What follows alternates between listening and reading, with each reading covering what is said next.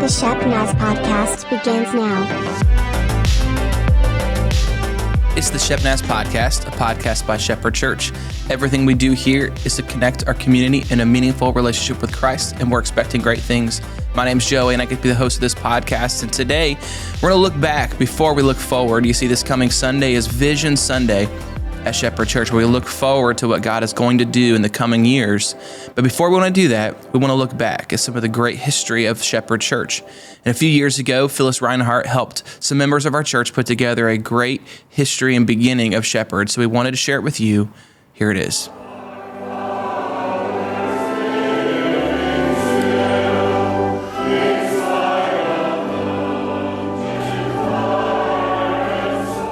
Hi, I'm Lonnie Usher. I'm a fairly new member at Shepherd Nazarene, and I have been interested in finding the history. Well, it was easy to find the history from the point of view of who was pastor, but what was the individuals and what involvement did the people in the church have?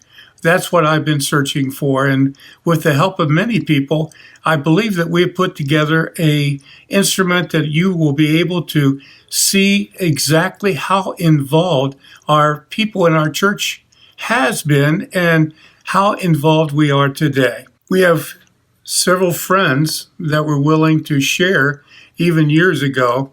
I'm certain that you'll be excited as you hear the voices of Dr. Paul and Charlene Dozier. I hope you will enjoy this video as much as I have, being able to learn a little bit more about God's great work here at Shepherd Nazarene.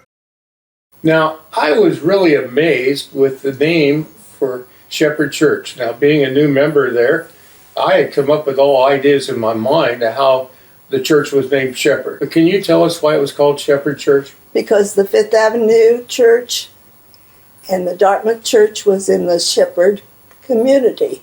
Now, can you describe the Shepherd community? Shepard. Grezzy, what church did you first start at Shepherd? I know we have Fifth Avenue, we have Dartmouth, and then our church here in Hannah. Which was your first church? Dartmouth.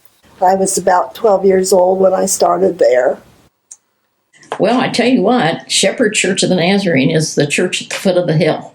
There is a huge hill, Dartmouth Hill. Yeah. And that was the joy of my life because I skated, I wagoned, and I even brought my mother to church on the sled because she could not walk. My mom, Charlene Dozier, she passed away in 2014. My family started going when my mom was a little girl. My dad's family also went probably about the same time. They were children in the church together. And then they were teens in the church together. And then, of course, got married. My parents, Jim and Helen Grace, they got married in 1955 and they came to Columbus. Well, my mom was a secretary and worked downtown, and she would take the bus every day to go downtown. One day, when she was riding the bus, a lady sat beside her, and her name was Rosemary Clay. Rosemary invited my parents to come to church on Fifth Avenue at Shepherd Church when it was on Fifth Avenue. We moved to Columbus, and he said, well, there's 11 churches there, we think. And let's go to each one of them. We want to see what they're all about. I said, well, let's start at Shepherd anyway. And we went up to about the third row from the front, and the service went on as usual, and at the end of the service, he said, well, folks, got some visitors tonight, and I know these people real well. And he said, come up here and stand there with me. He said, and we're going to take in members tonight, folks. I said, well, yes. So he took us in right then. My dad was transferred from Indiana to Columbus. And so one of the first things, of course, my mom and dad wanted to do after they found a place to live was to look for a church. Mm-hmm. That my mom had a very unique way of doing that. Mm-hmm. She opened up the Yellow Pages and she looked to see who had Wednesday night and Sunday night service. And she liked the name Shepherd.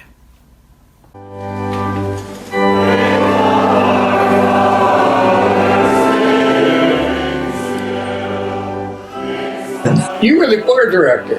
Yes. So tell me about that experience.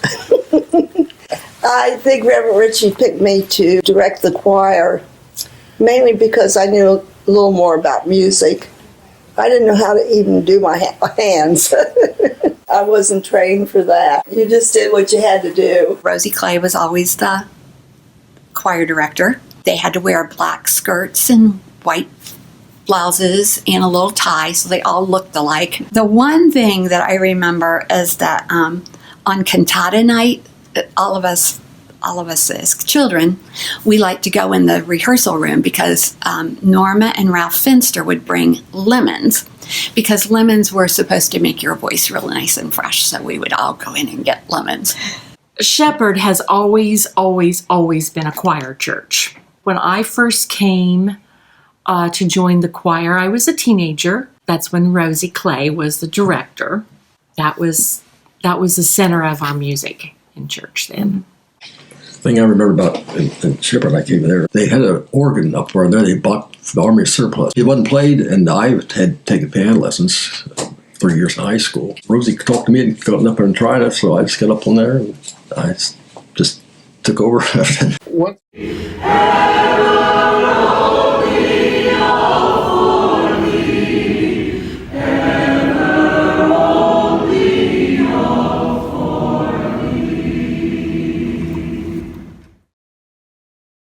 That I noticed that there was times when you had bus ministry.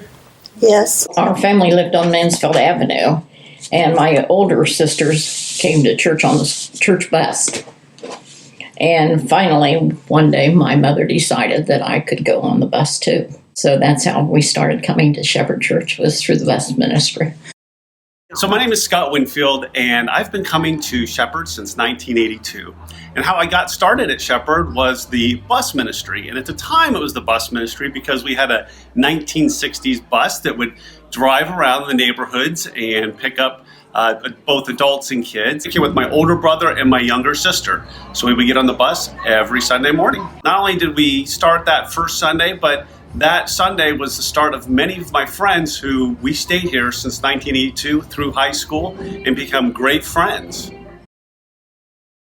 Around the year 1945, when E.K. Ritchie came to Dartmouth Avenue and took over, what was some of the reasons that the transition began to be made to move away from that church, and they realized that maybe a new location, a new venue was imminent? We were growing. Yeah. Growth. Yeah. So the church at Dartmouth Avenue became a little too small for the needs of Shepherd Church. That is when, in 6 months, they moved, and Shepherd Church of Nazarene was then located at 5th Avenue.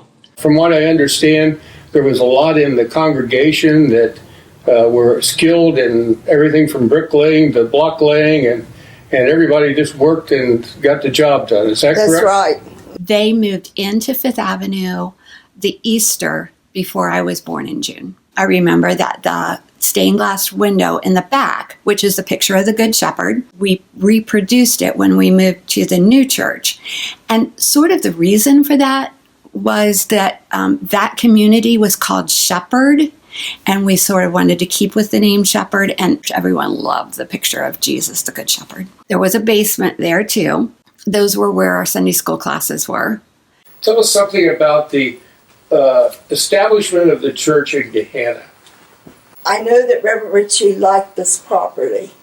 I think that Pastor Ritchie was looking to broaden our community, because Shepherd was as a community, is very small. They had outgrown the property.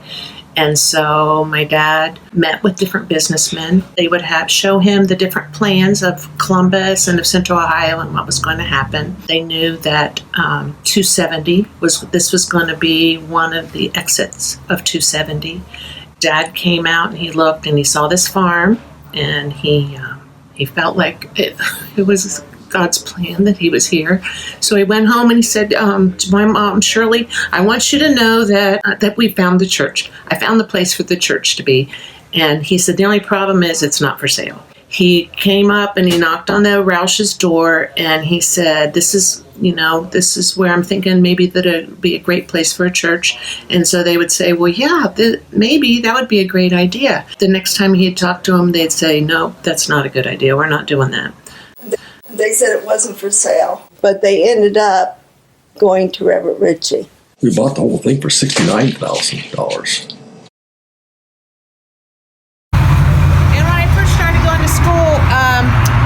a 2-lane highway, so I'd walk out and catch the bus right there. And this was all cows across the street. So when we first moved in, the cows would keep us up. When the church came to Gehanna, my dad was on the building committee and helped, go through all the meetings to build the church. And I can remember when I was a little girl going to Jefferson Elementary while the church was being built. I remember the first day we worshiped there. It was a Wednesday evening. We were in the sanctuary, and everything was done in the sanctuary but the carpet. And I just remember the sound just bouncing everywhere in there that night. But we were so excited that we were in our new building. I was born when they were at the Jefferson Elementary School while they were building this church. So my joke is I was built at the same time the church was. So the church bought the property, the farm property, and it goes clear down to the creek. But we didn't own the property, the wooded area. And so the wooded area between the freeway and the church was owned by a man named Mr. Gallagher. And he didn't want to sell it to us for no reason. I don't know what it was. He just wouldn't sell us the property. Reverend Ritchie tried several times. And he eventually sold it to the city of Gehanna. And the city of Gehanna was doing their trails, and eventually they asked us if we would swap some of our swampland down by the creek for the wooded land. Man, Yeah. that's another way. God moment. It sure is. Yeah, that happened, I think, when Eddie was here. And then I remember we had the barn, and we used to have all kinds of different parties in the barn. So I think if I remember, the barn sat almost where the Family Life Center was. Every year we do a haunted barn. You would go through it, and they'd have quite elaborate setups, as well as it was a great place to hide out. When we were supposed to be an organized activity, that was a good way of finding trouble. But also, beside it was a softball field, and we actually were able to play baseball and softball games during the week sometimes. When the Family Life Center was built, it was kind of an interesting thing, because the barn was going away to build this Family Life Center. And I remember when that was built, because we were playing basketball in there before it was even finished. The minute the concrete was laid and there was basketball hoops, we were playing there till 10 o'clock at night.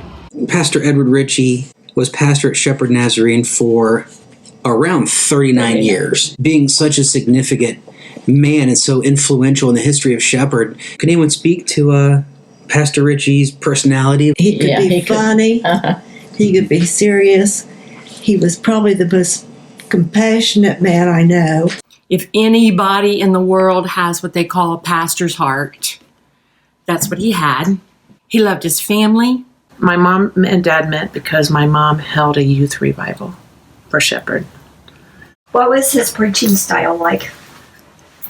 It was kind of long sometimes. He was very sure of himself when he preached. He was very confident that this is what the Lord had told him to give us. Every part of the church that was being built, my dad would have a part in. So I remember looking up there. I was just little, and I'd see my dad's the flaps of his coat up there while he was standing on the steeple. What was he doing on the steeple? Checking to make sure it was good. Reverend Ritchie was a really tall man. He was so gentle, so caring for any of the families that were going through things. He would be right there for them. When I was a little girl, my father was killed at a gas station. He was murdered.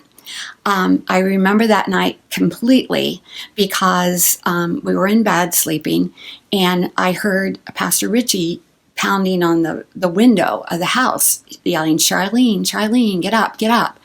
And I remember that my mom went into the living room to open the door, and I just started crying because not only was he there, but the police were there. So I was pretty sure they were taking my mom to jail. Mrs. Ritchie took me and held me on her lap because I was so scared. My dad must have had a premonition that something was going to happen because he had told his boss, if anything ever happens to me, don't go to my family and tell them. Go to the pastor, Pastor Ritchie, let him know, and then they will come and tell my family. After that point, when my father died, I loved the way that the church family took care of my mom. I think with my dad loved Shepherd so much that I don't know where my dad ended and Shepherd began. He knew what Shepherd could do.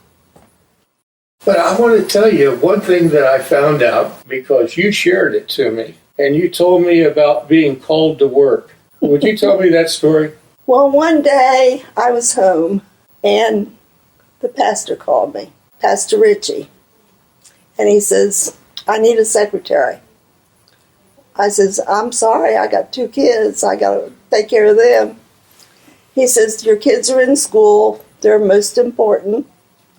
I need you as a secretary. And I thought about it, and there's no use thinking about it when it's Reverend Ritchie calling you. You know you're going to go to work. So I ended up being secretary. How many years did you serve as secretary? 35. Oh, that's short term, right? Yeah. There have been a couple times through the history of Shepherd, and for a number of reasons financially, people have actually generally made personal sacrifices to see that the church went on. At Dartmouth, there's an auction. P.J. Smith. P.J. Smith? Uh-huh. And he bought the church at auction to bring it back? He did Save that church. Yeah. You were in it, but it was failing financially. Right. So he basically said, I'll take the debt Yes. to keep the church there. Otherwise, they would foreclose. Right. Mm-hmm. Okay, so now you go to Haman Hughes at Fifth Avenue. At Fifth Avenue. He sold his house. Yeah, didn't that's what he did, didn't he? Yeah. And he lived in this little apartment on Hamilton Road. Mm-hmm. He sold his home and took that money and invested it in what became the Hamilton Road Shepherd Nazarene. Yeah. Dr. Paul, did you do something like this too? Yeah, there's Ralph Fenster, Jim Grace. Did you mortgage your... Our houses there, Jim Grace and I. And so there was a small group of you who took second mortgages on your home to take that money to invest in this project. Into Shepherd Church. Mm-hmm. Bless us. I just think of our church as a family, and I think we still have that today in our church, but it's hard for people to see because it's so much bigger. But I see a lot of different little families in our church that are made of different groups. And they're not cliques. They're just people that are being the shepherd that I remember as a child being that same shepherd in a smaller group. My mom was not a Bible scholar, but she was determined to be knowledgeable in her teaching, took it very seriously. So on Saturdays, if you wanted to do anything with her, it had to be Saturday morning, because by Saturday afternoon, you'd find her in her family room, in her house dress, sitting on the couch with her books and Bibles all spread out.